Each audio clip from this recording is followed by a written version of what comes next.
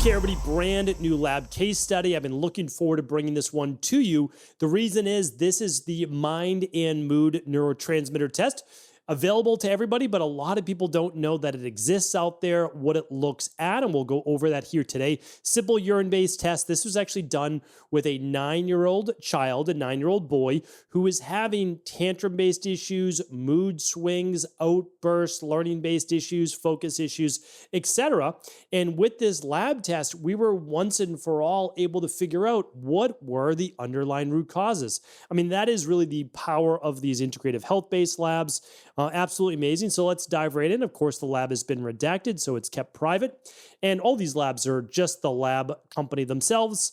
Equalife is the provider. And then you. That's the only people that get the data. It's never shared, of course. All right, so this is a very simple urine-based test.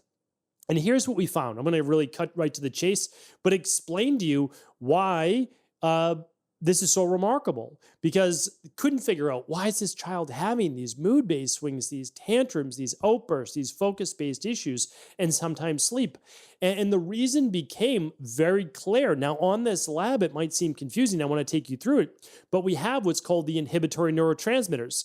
These are actually neurotransmitters that calm the body. All right, so if we want to go back to like what are neurotransmitters? Well, if you think about it, serotonin, you probably heard about that before. That's the happy, feel-good neurotransmitter, right? Makes us feel good, makes us feel pleasure. And then we have GABA. GABA is the anti-anxiety, calming-based neurotransmitter. Now, we have some other ones in this category that are called tryptophan or 5-HIAA, glycine, taurine. What do those mean? Well, think of those more as upstream before you get to the serotonin or the GABA, or more of their end byproduct. So when we start to look at this first column or first category, what do we see? We see very high, we see high tryptophan, but low serotonin. Keep that in mind because I'm going to share with you why that was so important when we were able to crack this case, right?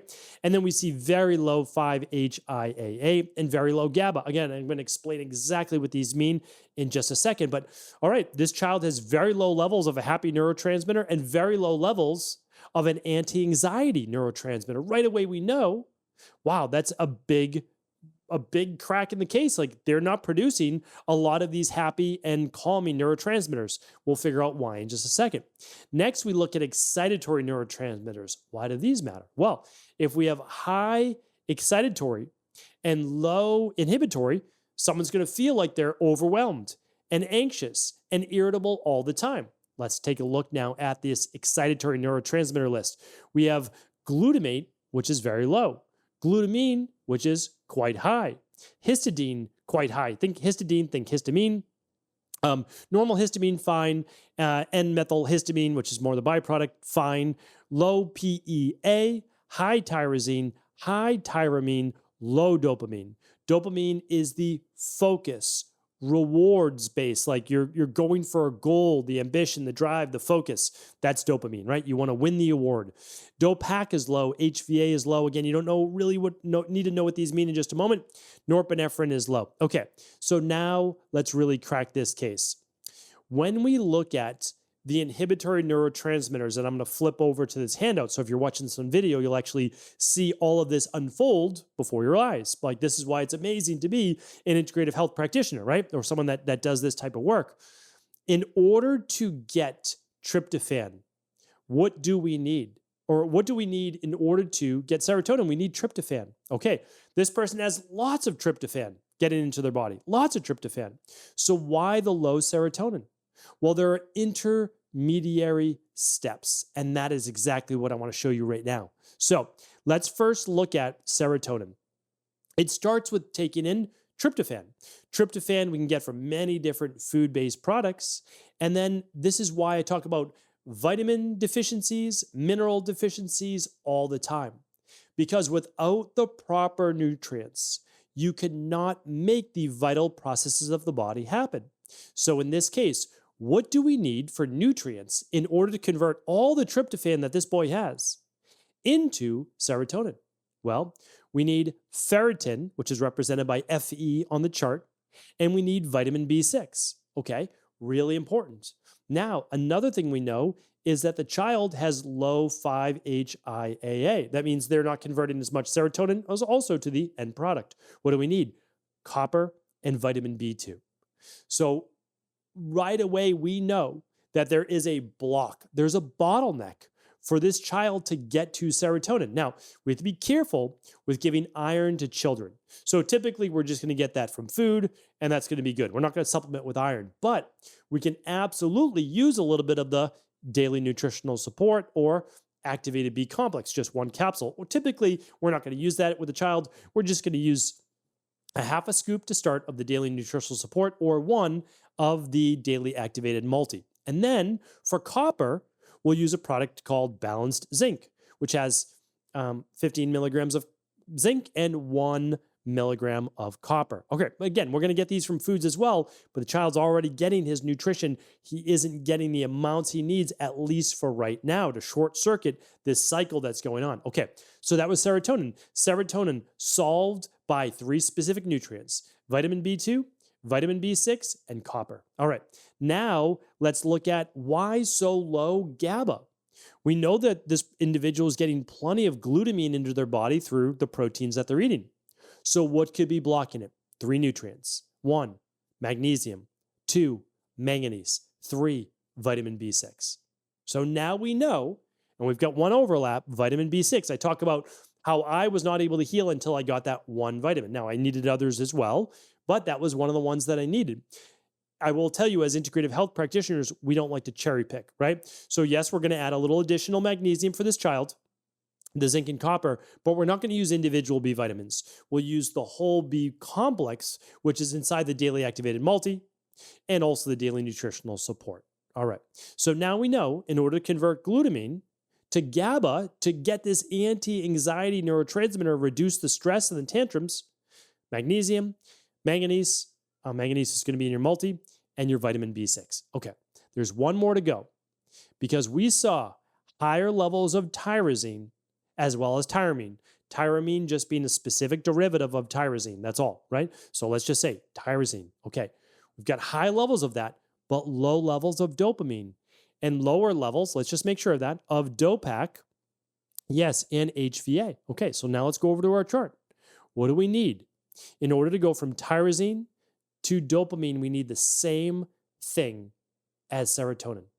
That is iron and vitamin B6. The difference is the copper, which is still needed, right, to go from dopamine to DOPAC and HVA in order to make sure that it can get out of the body. So what do we need truly for dopamine? We need B6, iron, copper, B2, and magnesium. Add-ons can be SAMe. We don't add that, especially not for children. And vitamin C, which we're going to always add for most individuals as well. And it's part of the daily nutritional support and a little bit in the multi as well. So what we now were able to discern from this is that there were bottlenecks in this child from converting the food-based substance in order to get the usable form, which was lower levels of B vitamins, such as B6 and B2, magnesium, copper. We talked a little bit about manganese and potentially vitamin C and potentially iron, but we're not going to supplement with the iron because that can be dangerous, right? For especially a male or a non-menstruating female, right? So when we look at that, really important that we're going to get that from food, but not necessarily from supplements unless we run blood work to look at their ferritin levels and at least their total iron binding capacity. Okay, so here's the nice thing is that we have a very straightforward, simplified plan that is going to work within literally 2 to 3 weeks maximum, and potentially within just days once these nutrients start to get in the body. And then usually parents don't do this, but you can retest when your child's feeling better, and you'll be able to see all of these right around the middle range as being optimal. You're going to notice this right away because the child is going to go back to being able to focus, back to being able to fall asleep easily and calm the mind to not have these massive mood swings. Again, kids are kids, adults are adults. We're going to have our highs and lows, right? That's normal. But massive swings, that is not. And this child is most likely affected to a greater degree, potentially by food coloring, food dyes, artificial flavors, etc. So of course we'll stay away from those. The only other thing I would add for this child is usually a little bit of omega-3, which is so good for the neurotransmitters, the mind, and focus as well. Great product. My daughters get all of these as well. My daughters I've been getting these for years. I mean, very simply put, a lot of those that I just spoke about. So again, we're always whole food first. That's without a doubt. We're getting kids to move their bodies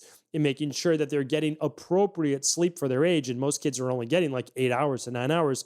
They need to be getting more. But when issues come up, a lot of times there are deficiencies, and a test like this, that's a simple urine test, can give you the answers maybe that you've been searching for months or years. So it's just called the Mind and Mood Neurotransmitters Test. You can find it over at Equilife, which is just right over at StephenCabral.com/shop. That just takes you over to Equilife. Or you can just work with your local integrative health practitioner. You're always welcome to work with anyone that specializes in this. But truthfully, this is the future of healthcare. It really is. Like, this is how we help people get well, and why we've worked with hundreds of thousands of people from all around the world. So hopefully this was helpful. It's always a little bit extra, sweet, and feels great to be able to help children as well. And so just wanted to let you know that children 3 years old and up can run the majority of labs over at Equilife. So hopefully this was helpful. Thank you, everybody, for being a part of this amazing community. And as always, thank you so much for sharing the show with anyone you believe it could serve. Take care.